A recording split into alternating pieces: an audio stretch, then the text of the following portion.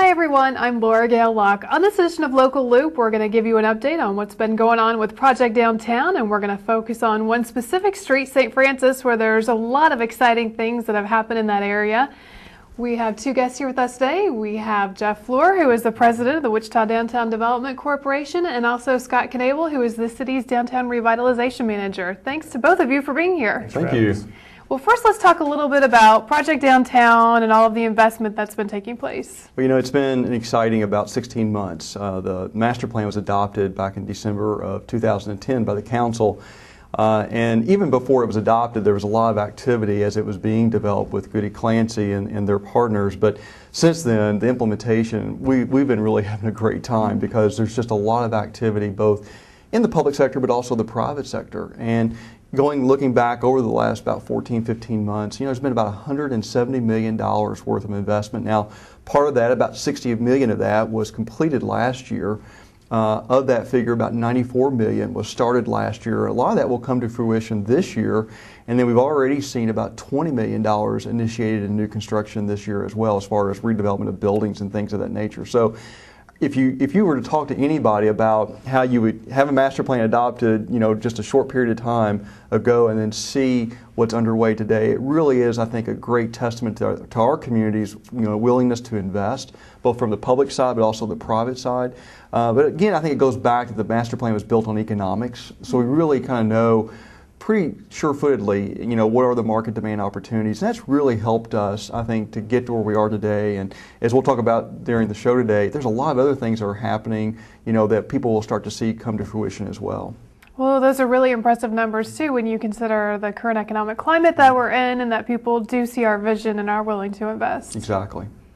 Scott, you want to talk a little bit about the city's investment and contributions? Sure. Well, you know, in particular, one example that's recently been completed is the transformation of St. Francis Street from a one-way street to a two-way street, providing streetscaping improvements such as increased lighting, seating, trash cans, bicycle parking, landscaping. Those sorts of investments were identified in Project Downtown as the types of public investments that should be made to catalyze and facilitate, if you will, private investment. In addition to the city's investment in the St. Francis Street project itself, Sedgwick County also made a major investment which opened late last year on the Coleman property, the former Coleman factory site, constructing additional parking to support Intrust Bank Arena events, Old Town, and those sorts of facilities in the downtown area. It was another type of public investment that the downtown master plan called for, was to provide for shared public parking that would be owned and operated by the community, but would then facilitate and support a variety of different uses, whether it's an Old Town Entertainment District or an arena event, or just area businesses in the corridor.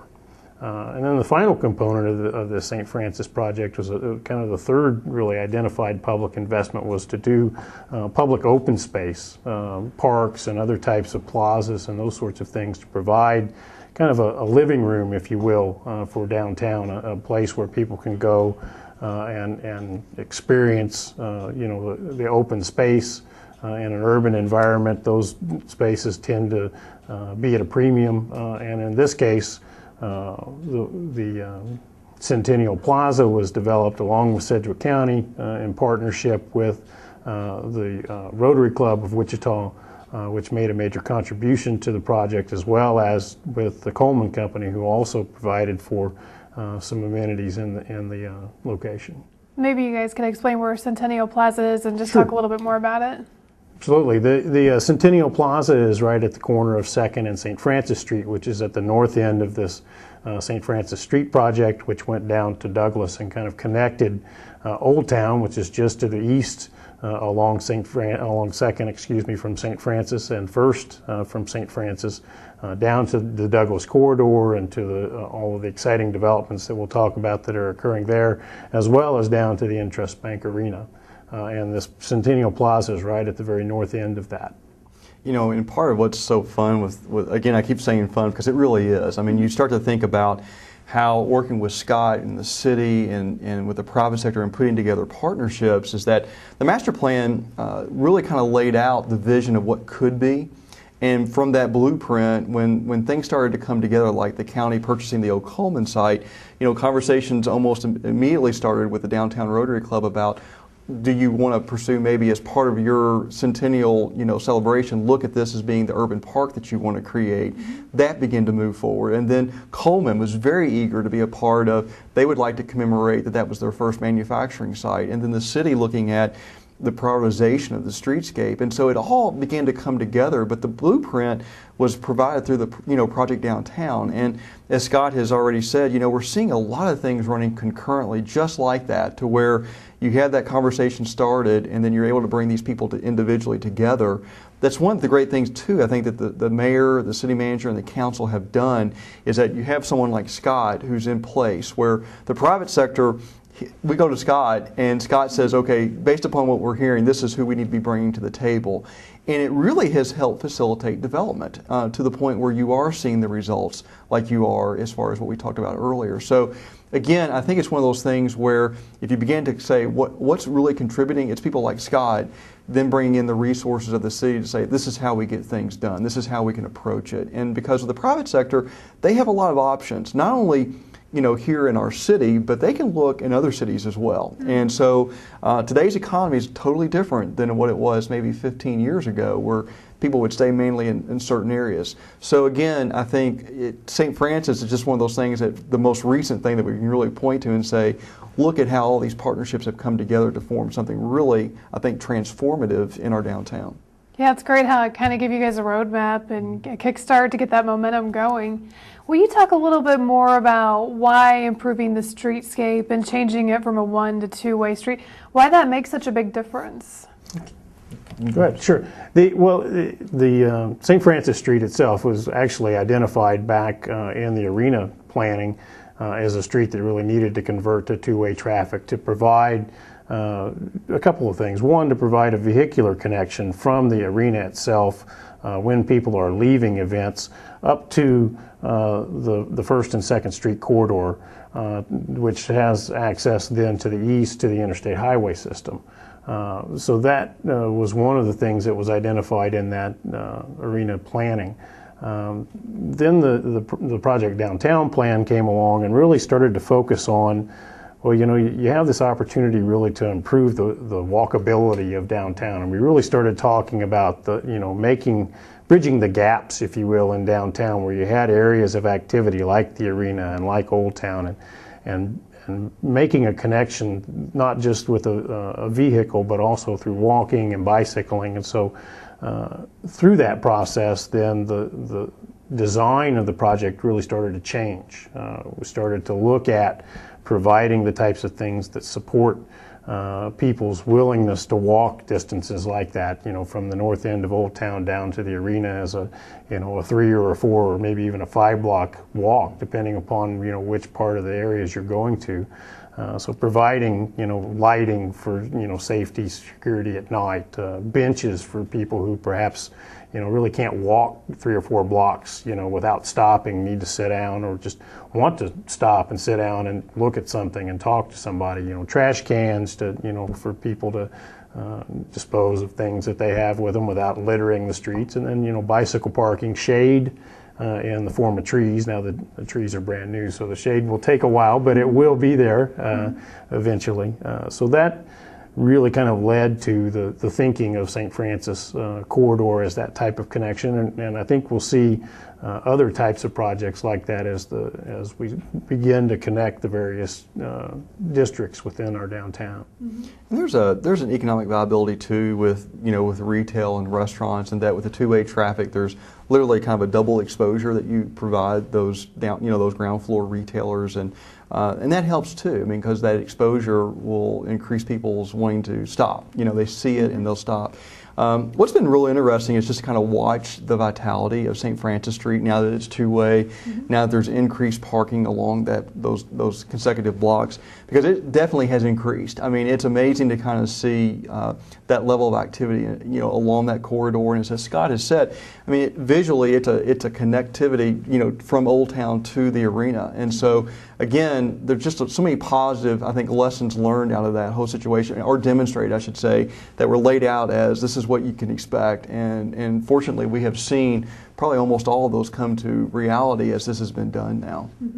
So when you guys have, prospective business owners coming and looking at downtown, do they comment on those things when they're looking at St. Francis maybe as a possibility? Oh, most definitely. I think when we were talking to people, they know the transformation that they've seen. And again, it's been one that's been pretty fast. And what's been, I think, real encouraging is that as we hear about development opportunities, a lot of times people will contact us, contact Scott, and based upon what they want to do, we begin to kind of figure out, okay, what are 3 or 4 options for them to look at that's within our downtown. And more so than not, on St. Francis, when we approach the property owners, they'll say, well, we're already in discussion, and so with someone who's looking at the space, which is really, again, a transformative type statement versus maybe 14, 16 months ago. So, our job is to replicate that throughout the whole downtown. As we begin to work more and more, is that now that corridor is seeing the vitality, the change that it is that we do everything in our power to start trying to make sure it migrates. How does it continue to go north and south even further? How does it go east and west now? The things that, looking down First Street, looking down Second Street, tying into Douglas. Again, all these things are items that we get up daily and think about how do we continue to replicate that we're seeing happen right now. And related to that, I think one of the things that the private sector is really looking for is some sort of economic certainty in terms of making their investment. They want to know that if they do make their investment, what is really going to happen in this area. And so I think that completing the St. Francis project successfully and doing it in a way that followed the plan really does create in the private sector kind of a willingness to invest in other areas, because they've seen the community go through a planning process, identify priorities, implement them, do them the way that the community said they were going to invest public resources to support the private sector. And I think that then kind of increases that level of comfort or certainty that the private sector feels in looking at other areas of downtown. Well, let's talk about that a little bit more, especially when it comes to St. Francis. I mean, have you seen many new business owners actually set up shop there along St. Francis? Oh, most definitely. I mean, you have lights on now where there haven't been in probably, several decades. And so, the Zellman building has been totally transformed. Dr. Eisner and Michael Ramsey purchased that. It's a key building right there at Douglas and St. Francis. And so today you have 9 residential lofts on the 2nd floor. Those were put on the market around the beginning of this year and absorbed within 55 days. So now that's vibrant at night. Then on the ground floor, you have Cassandra Bryant, who has, it's a internet design, graphic design firm that they've taken 2 spaces along St. Francis, and we were in discussion with Michael today about some of the prospects potentially for that space that fronts onto Douglas in that commercial space.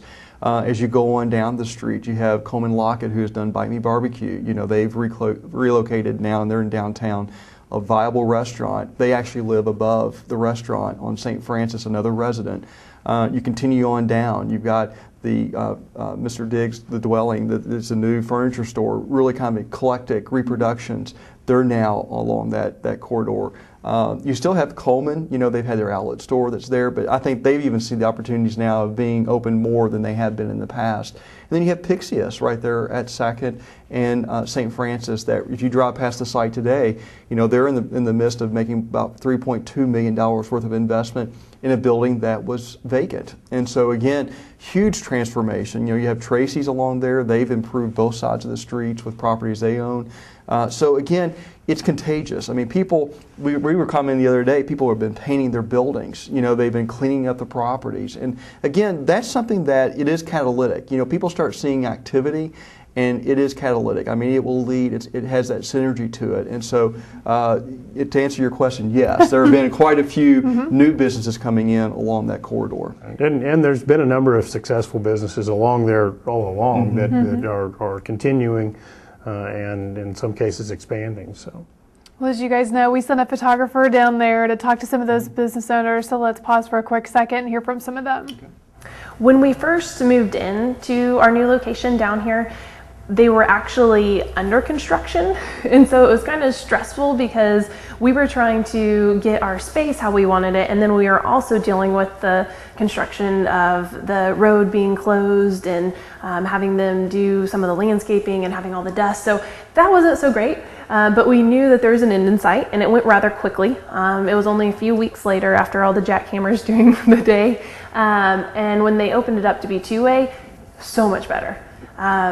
Obviously, it makes it easier for getting to the east side or to the west side. You can just jump in your car and not have to worry about going down and then making a U-turn and then coming back over. So that's been really nice.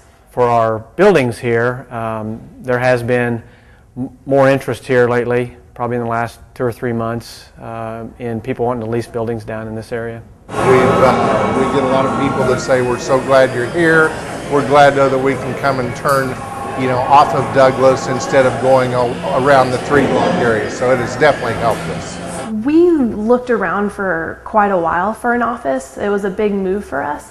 And so we were really looking for the perfect space that was centrally located, but that also had a neighborhood feel.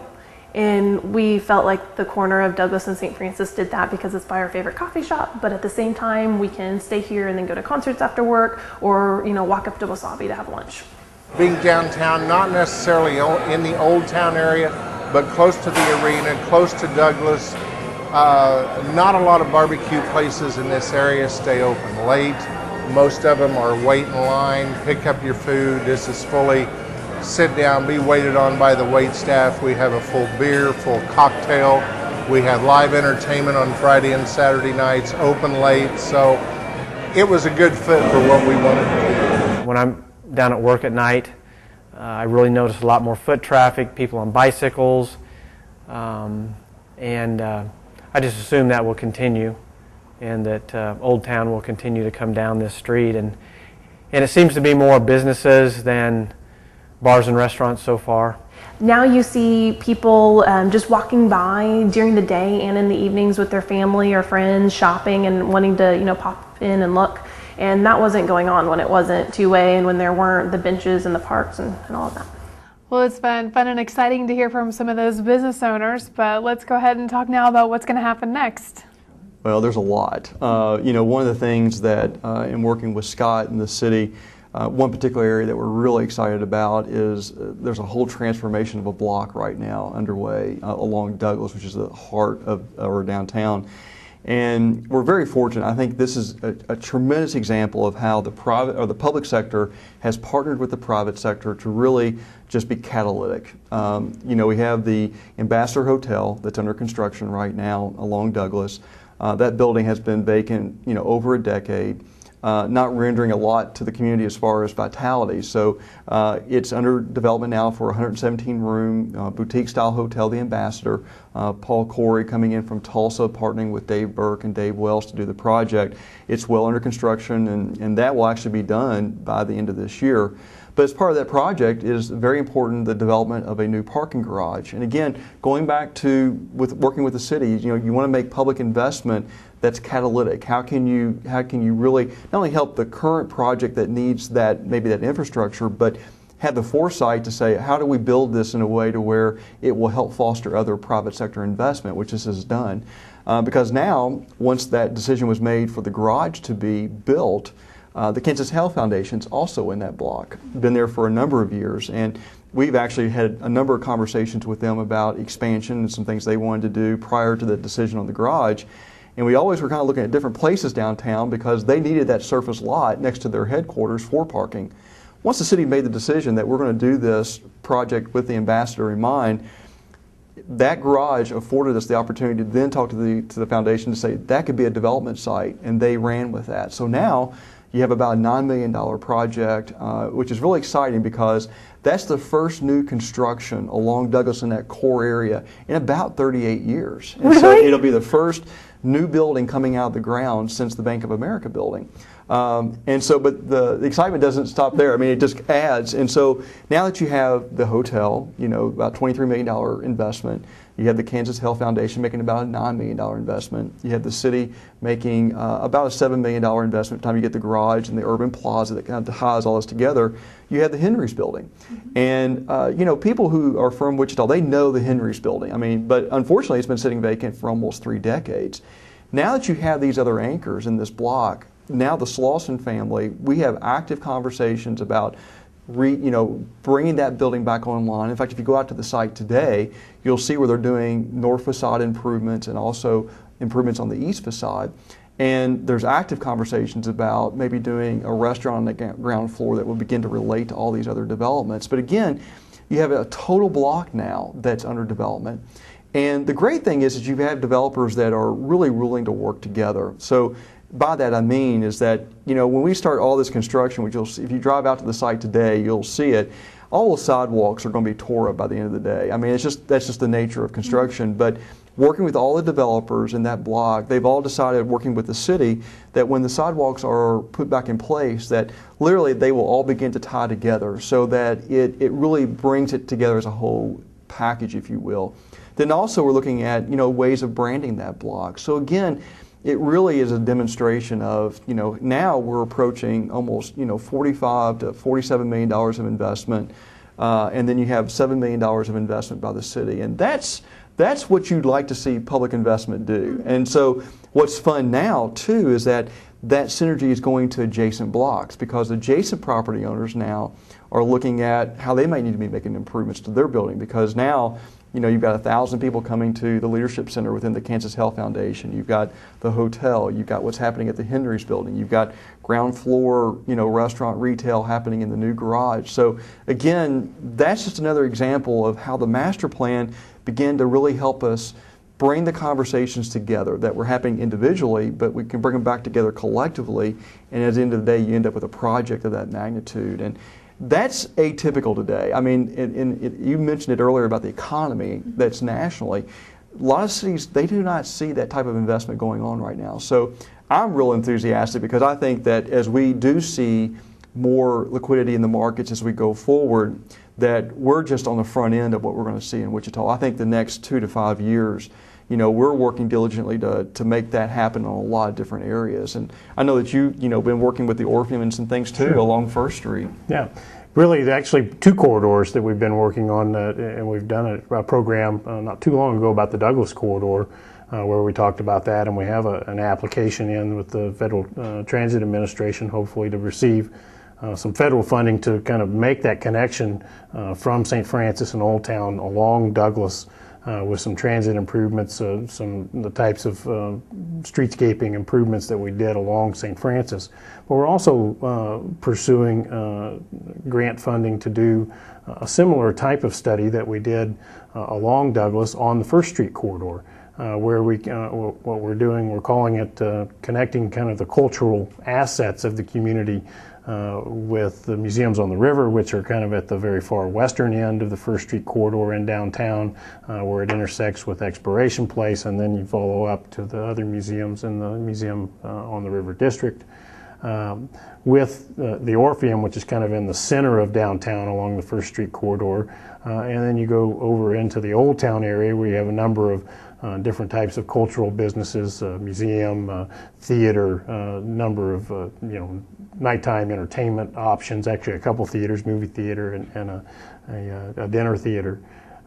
How do we make that connection using, again, kind of the public realm, if you will, making improvements to our environment that promote the ability to walk, bicycle, and use transit as well as personal automobile to make that trip within the downtown and connect those various districts.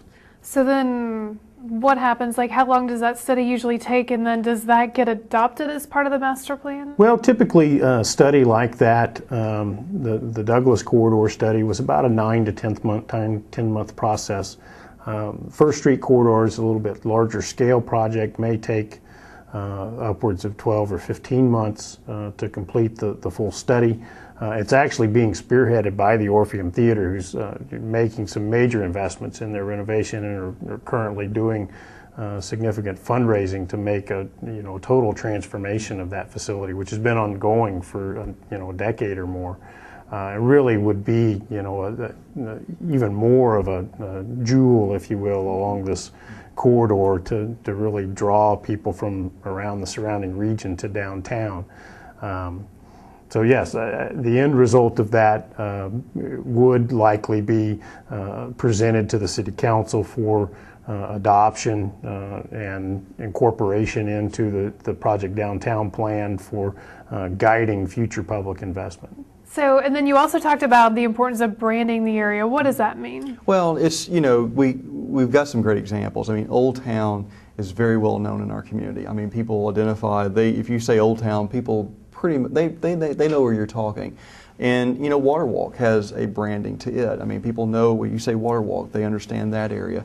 And so this is an opportunity where we see where you've got an entire block in the core of our city where, again, if you're looking to park per se, you'll know maybe that garage by whatever the brand is for that block, or the ambassador at this brand. And part of this is going to be unveiled when they have the groundbreaking ceremony later this month.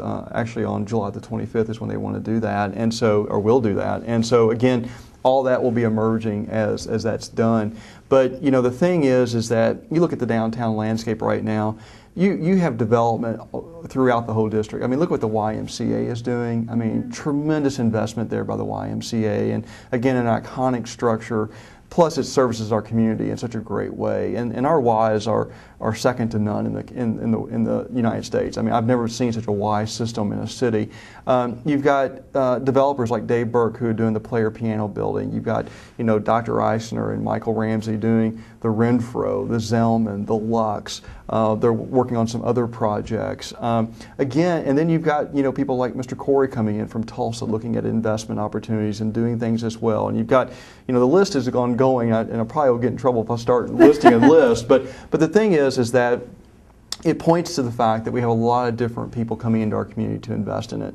Having a strong downtown is very important, not just for downtown's sake, but for our region's sake. As we look to both keep commerce here, but also recruit for that existing commerce, but also new industries, they will look at how vibrant is your region, how vibrant is your community. And I think that, as we see work underway in our downtown, as we see work out east and out west, that's all important because collectively they create, if you will, kind of a report card for someone to look at what is the health of that community. So I think right now we're at a dynamic place. I think that the future is very bright for our city. The mayor has had such a vision along with the city council and working with the county commission as well on things, and the private sector leadership really being engaged in this master plan, but other things as well.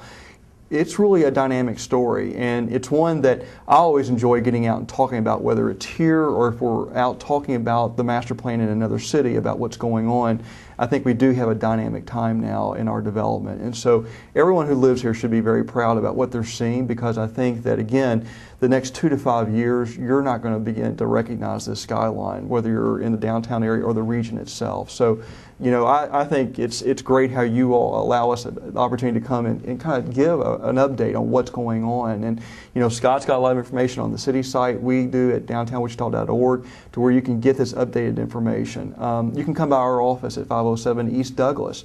There we have the Design and Innovation Center, and we'd be more than happy to kind of walk through on a map. Here's what we see happening. Here's what's been recently completed. Here's what's under construction. And here's what's coming. Because I think it's important that whoever lives here, they understand what's going on, because they themselves can help tell the story as well. We'll talk more about the Design Innovation Center and the role that downtown development plays in coordinating all these key players. Well, our organization has been in place now almost, 10 years. This is our 10th anniversary. And just as you have management of sites, the private sector actually puts us in place, and we get up and work with Scott daily on how do we move our downtown forward. If there's a challenge, how do we work through that challenge? How do we get to a solution for that? If there's opportunities, how do we realize those things? The Design Innovation Center actually was made possible through the Knight Foundation, through our local community foundation. The Knight Foundation, we're fortunate that we're one of 26 cities that the Knight brothers had a paper in, the Eagle, and so as a result of that, we have an opportunity to receive grant funding. And so Knight has been very good to work with us, and then whatever money that we've been able to get through them, our board has stepped up and raised, if not matching funds, right at it to do things. And so the Design Innovation Center opened up about a year ago. It'll be a year in August, and we were talking the other day. We've had close to 1,800 to 2,000 people come through that space, be it developers, investors, community groups, doing things there, and it's been a great resource. And so it really is kind of a studio, if you will, to where we can bring these different conversations together. We can talk about what are the financial programs that the city may have available. We can talk about from the private sector what resources we may have available to help development move forward. And again, I think it's an asset, again, working with the city that a lot of communities don't have, because when a developer comes in, we want them to have a great experience in Wichita. We want them to say, this was one where the city helped us understand what's the approval process, or how I need to work through that part of my development at the front end versus 6 months into something, and then you've got a decision that costs them time and money. So again, the Innovation Center is just something that has been a really big asset to help move downtown forward. Does sound very valuable and like a great partnership between both organizations. Was there anything else that you wanted to add, Scott? I think the partnership is exactly right, and that's really was the premise behind Project Downtown, and the entire plan was done that way. It was a partnership between the public sector and the private sector, and that's really the key to implementation as well. All of the things that we're talking about involve investment in community resources into community assets like streets and parking and parks and those sorts of things, in concert with and in coordination with private sector investment in business development, real estate redevelopment, and we think it's the right model. We're finding that it's being very successful, and we anticipate that it will continue to be. Well, thank you both so much for being here. It's been really enjoyable and fun to learn about all the exciting things going on in our downtown. Well, thank you. Appreciate the opportunity. All right, and thank you for watching this edition of Local Loop.